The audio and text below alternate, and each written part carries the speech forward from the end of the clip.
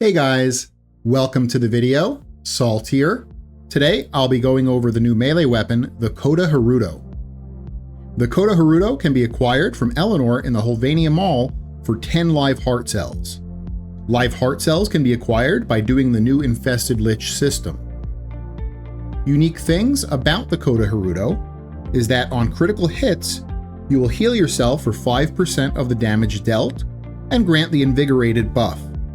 The Invigorated buff increases your max health by 5% for 15 seconds and stacks 5 times.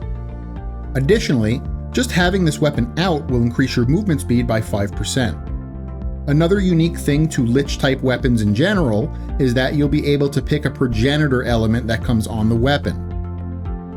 Now, before we go over the build, I want to point out one unfortunate stat, and that's the range. It's only 1.25, which is completely unusable unless you're only intending to use this as a big single target killer, like against acolytes. So this means we need to use primed reach on this build to compensate. Now, depending on what mod slot we want to replace to fit primed reach, will decide for us if we choose an electric or a magnetic progenitor. Let's go over the build first, and then we'll circle back to figuring out which of these slots to put primed reach over. Okay, so first we have Voltaic Strike, which is the 60/60 electric to activate our Arcane of Melee Influence. Galvanized Shot for crit chance and crit damage. Organ Shatter for crit damage. Gladiator Might for crit chance and crit damage. Condition Overload for flat damage, Berserker Fury for attack speed, Blood Rush for crit chance, and Weeping Wounds for status chance. In the stance slot, there's two options between Brutal Tide and Grim Fury. The weapon will already come with the polarity to fit Brutal Tide. Now, between these two, Brutal Tide has the best damaging forward light combo, but mathematically speaking, Grim Fury's neutral light and neutral block combos do slightly more DPS. The difference is only extremely small though. So I encourage you to try both of these and then just decide what you'd like. Personally, I like doing the basic forward light combos, so I'll be sticking with Brutal Tide myself. In the Exilus slot, I usually say that there are two best DPS options between Disciple's Merit and Dreamer's Wrath, but this weapon is a sparring type weapon, and it actually has one of the best heavy attacks in the game in the form of an AoE ground slam. That means Disciple's Merit is easily the best choice here since it allows for the most possible Tennokai heavy attacks.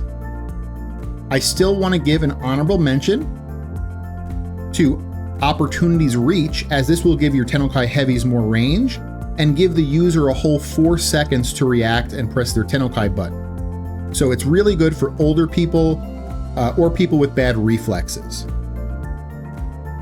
And finally, in the Arcane slot, we go with Melee Influence. Okay, let's figure out what our weakest mod slots are to fit primed reach. So first weak slot is going to be Weeping Wounds.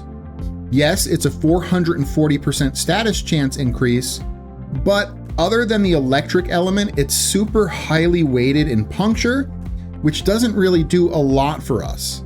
And the base status chance of the Hirudo is only 18% anyway, so the 440% status chance increase only brings us to a little bit over 100% total. Taking off Weeping Wounds would make Melee Influence weaker, but only slightly. You'd likely just not see it happening immediately on cooldown. Organ Shatter is another weaker slot. Everyone loves their crit damage stat, but we already have a lot of other mods doing the exact same thing. But with the removal of Organ Shatter, you're removing upfront damage, which hopefully will be made up for by more potential damage by increasing your range with Prime Reach. So this is the second option. And finally, the third slot that can be replaced, this time not necessarily because it's weak, but because we can still sort of get the same effect with a progenitor element, and that's the 6060 electric mod. Replacing this means that you would lose magnetic as a progenitor, and you would need to go with an electric progenitor to make up for it. You'll also lose 60% status chance and 60% additional element damage that would slightly help total upfront damage. I think replacing any of these 3 mods for primed reach is fine. Just remember that if you do decide to replace this one here, the 6060 electric, to make sure that you pick your progenitor as electric so that you can still proc melee influence. Otherwise, for the other 2 replacements, you're going to be looking to secure a magnetic progenitor element. Personally, for me, I'll be replacing Weeping Wounds for primed reach. Alright, so this is how you build out the new melee weapon, the Coda Hirudo.